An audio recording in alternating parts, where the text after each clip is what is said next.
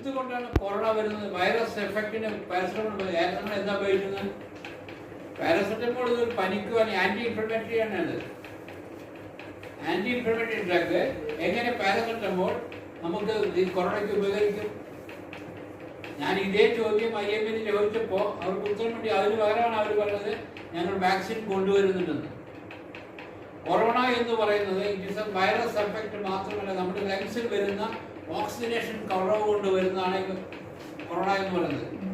നമ്മുടെ ശരീരത്തിൽ immunity power oxygen കൂടുതലുണ്ടെങ്കിൽ ഒരിക്കലും ഒരു വൈറസ് നമ്മളെ അറ്റാക്ക് ചെയ്യില്ല. ഈ വൈറസ് അറ്റാക്ക് ചെയ്യാൻ നമുക്ക് രണ്ട് പ്രധാന ഘടകങ്ങളാണ്. ഇത് ഞാൻ നേരത്തെ കമ്പനി ക്ലിയർ ആയിട്ട് വ്യക്തമായിട്ട് പറയുന്നത്. IgG ആൻഡ് IgA ഉണ്ടായിരുന്നല്ലോ സാറേ. അതിന് പ്രത്യേകമായിട്ടൊരു ക്ലാസ് ഞാൻ നടത്തിയിരുന്നു. അതിൻ്റെ ഭവിഷ്യത്തുകൾ ഞാൻ തന്നെ വീണ്ടും അഭിനയിക്കുകയും ചെയ്തു.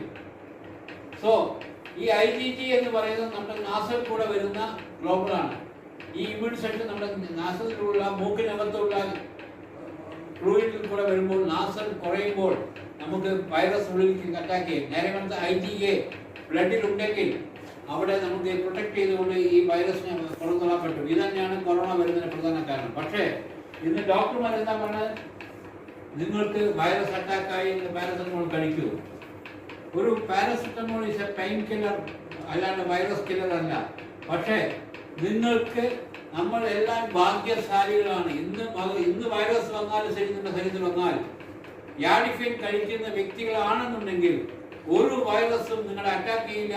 എത്ര വലിയ വൈറസ് വന്നാലും ആ വൈറസ് അവിടെ ഒരു മിലിറ്ററിയുടെ ജവാന്മാർ എങ്ങനെ നിൽക്കുന്നു അതേമാതിരി യാഡിഫൈൻ നമ്മളെ പ്രൊട്ടക്ട് ചെയ്യും. അതിർത്തി കാക്കുന്നതാണ് നമ്മുടെ യാഡിഫൈൻ. എന്താണ് ഇത് ചെയ്യുന്നത്?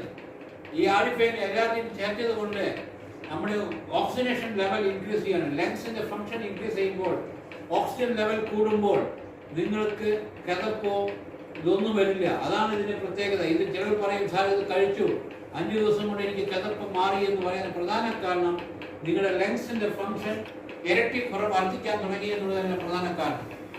സോ അങ്ങനെ വരുമ്പോൾ ഇവിടെ നമുക്ക് ഹൃദയാരോഗ്യം മാത്രമല്ല, നമ്മുടെ ലങ്സിന്റെ ഫംഗ്ഷൻ ആൻഡ് നമ്മുടെ ലിവർ ഫംഗ്ഷൻ എല്ലാവരും ഉപരി നമ്മുടെ പാൻക്രിയാസിൽ വരുന്ന ഇൻസുലിൻ സെഗ്രിഗേഷൻ ഇതിനൊക്കെ സപ്പോർട്ട് ചെയ്യുന്ന ഒരു പ്രൊഡക്റ്റാണ്. എങ്ങനെയാണ് സപ്പോർട്ട് ചെയ്യുന്നത്? എല്ലാറ്റിൻ എന്ന് പറയുന്ന ഈ ഘടകം രക്തധമനിയുടെ വ്യാസം അധികരിച്ചുകൊണ്ട് അവിടെ ഫ്ലെക്സിബിലിറ്റി ഇൻക്രീസ് ചെയ്തുകൊണ്ട് ഫ്ലോ കറക്റ്റായി കൊടുക്കുമ്പോൾ നമ്മുടെ കാപ്പിലറി വെയിൻസ് എന്ന് പറയുന്ന മുടി നാരിഴകൾ പോലുള്ള വെയിനുകളിൽ ബ്ലഡ് ഇൻക്രീസ് ചെയ്യുമ്പോൾ എന്തായി ഓട്ടോമാറ്റിക്കലി ഓരോ ഓർഗൻസിലും നമുക്ക് സപ്ലൈ കൂടുമ്പോൾ നമ്മുടെ അതാണ് സിനർജറ്റിക് എഫക്റ്റ് എന്ന് പറയുന്നത്.